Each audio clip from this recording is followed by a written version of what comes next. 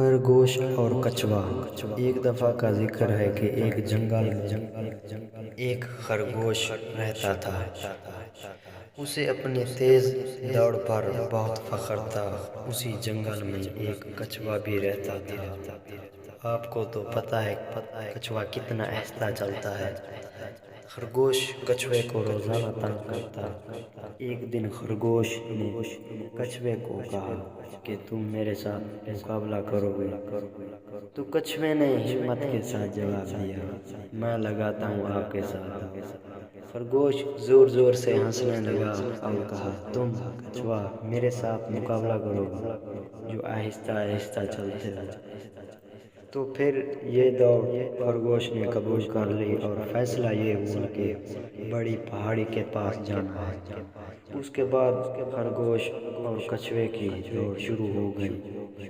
تو خرگوش بہت تیز بھاگا اور کچھوے کو پیچھے چھوڑ دیا۔ جب خرگوش نے پیچھے دیکھا تو کچھ نظر نہیں آ رہا تھا۔ جب خرگوش اپنی آدھی منزل تک گیا تو وہاں ایک سیدھا درخت کے نیچے بیٹھ گیا اور سوچا، کچھوا تو بہت آہستہ چلتا ہے، کیوں نہ میں تھوڑی دیر سو جاؤں؟ تو خرگوش سو گیا۔